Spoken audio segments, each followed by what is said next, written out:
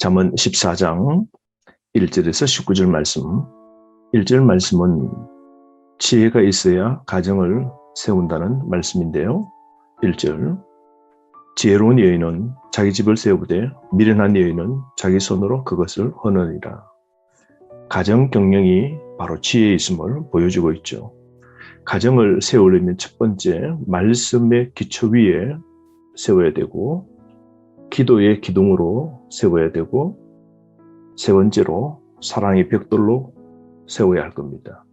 가정에서 가장 중요한 역할은 여인임을 나타내고 있습니다. 남편을 세우고 자녀를 바르게 세울 수 있는 것이죠. 현명한 여성이 집을 짓는다라는 이 말씀, 우리가 깊이 새겨야 할 겁니다. 가족을 위해 시간과 지혜를 쏟는 건 부모의 역할인데요. 특별히 자녀를 바르게 양육하고 남편의 조력자가 되는 지혜로운 여인의 역할은 너무나 중요합니다. 2절 말씀, 여호와를 경외하는 삶이 또 한 번 중요함을 말씀합니다. 2절, 정직하게 행하는 자는 여호와를 경외하여도 패역하게 행하는 자는 여호와를 경멸하느니라. 패역이 무엇입니까? 도리에 어그러져 패악하고 불순한 자죠. 즉 권위를 거스르는 자입니다. 2절 말씀에 보면 여호와를 경외하지 않는 자가 패역한 자죠. 이런 사람은 하나님을 경멸합니다. 하나님을 무시하는 자죠. 여러분, 우리에게 가장 바른 삶은 하나님을 두려워하는 삶입니다. 이것이 우리 삶의 근간이 되는 것이죠. 3절, 미련한 자는 교만하여 입으로 매를 자청하고 지혜로운 자의 입술은 자기를 보존하느니라. 말이 중요하다는 것이죠. 입을 잘 지켜야 우리의 생명도 보존할 수 있는 것입니다. 어리석고 미련한 자일수록 입을 함부로 사용하는 자죠. 그러므로 말 조심해야 함을 말씀하고 있습니다. 5절 말씀도 동일하죠. 신실한 정의는 거짓말을 아니하여도 거짓 정의는 거짓말을 뱉느니라. 말의 신실성을 강조합니다. 정의는 생명입니다.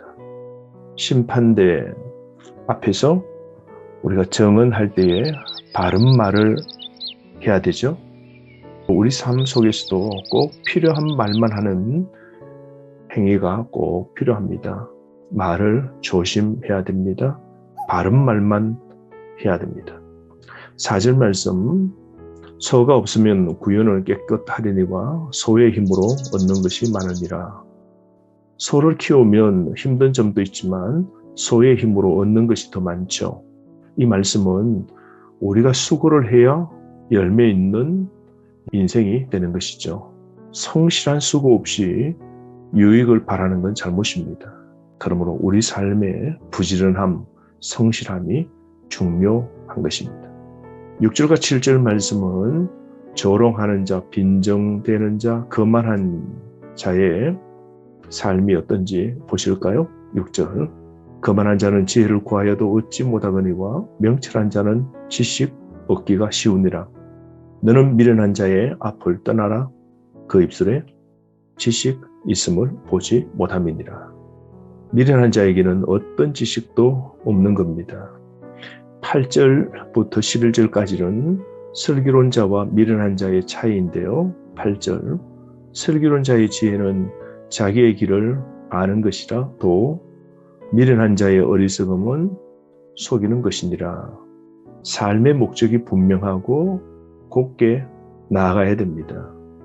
그러나 미련한 자의 어리석음은 결국 속임이고 기만인 것이죠. 9절 말씀, 미련한 자는 죄를 심상히 여기도 정직한 자 중에는 은혜가 있느니라. 죄에 대한 태도를 보십시오. 미련한 자는 죄의 폐해는 치명적입니다. 미련한 자는 죄를 대수롭지 않게 여깁니다. 죄에 대하여 경각심이 없는 것이죠. 그러므로 여러분, 죄에 대한 성찰을 게을리하지 말아야 됩니다. 왜냐하면 죄의 결과는 사망이고 하나님의 심판만 자초할 뿐이기 때문이죠.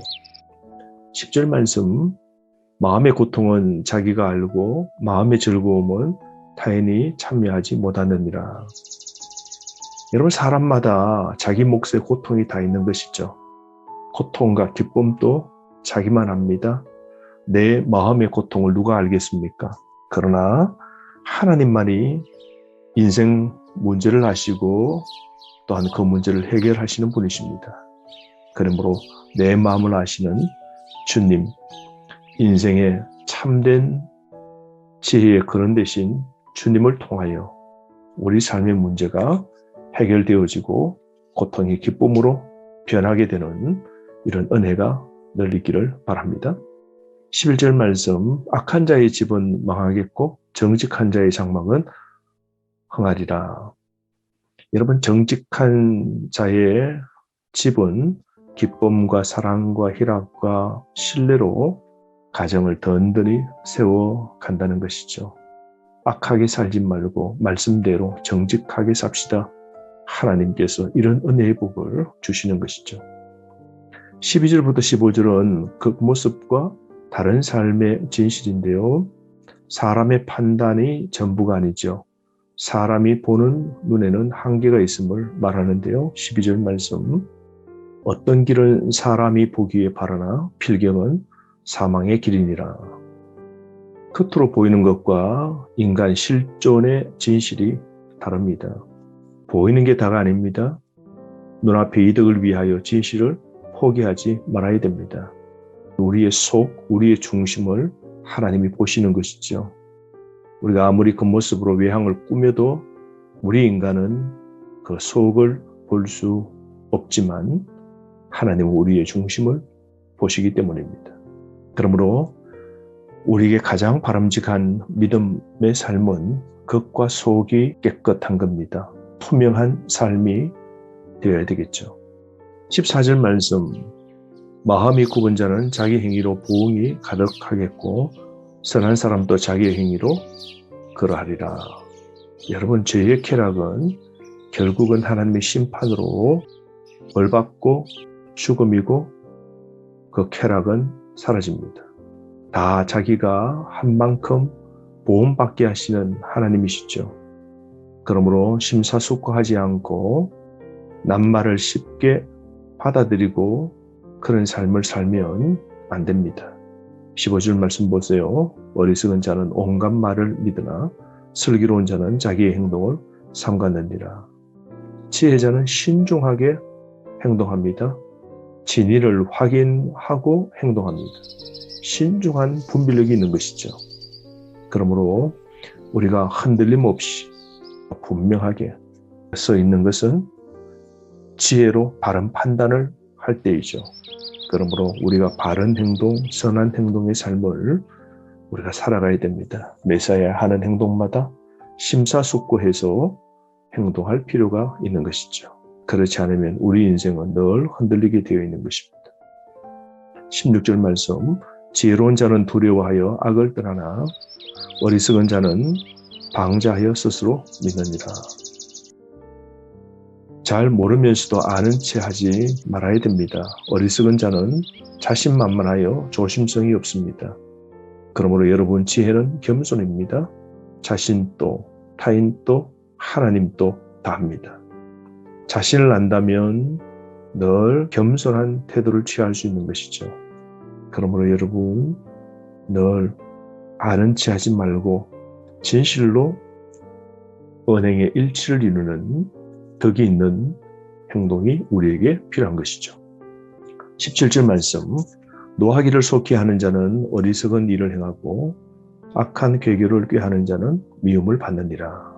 어리석은 자는 자기 감정을 다스리지 못하고 쉽게 화내고 악한 일을 꾸미게 되죠. 그러므로 여러분, 우리는 감정의 노예가 되어서는 안 됩니다. 급한 분노는 이성을 마비시킵니다. 그러므로 노하기를 더디하고 인내함이 꼭 필요한 겁니다. 18절 말씀, 어리석은 자는 어리석음으로 기업을 삼아도 슬기로운 자는 지식으로 멸류관을 삼느니라. 어리석음의 대물림 하는 것 보십시오. 우리는 이런 어리석음의 대물림을 경계해야 됩니다. 우리는 지혜로운 삶, 슬기로운 삶을 살아가야 됩니다.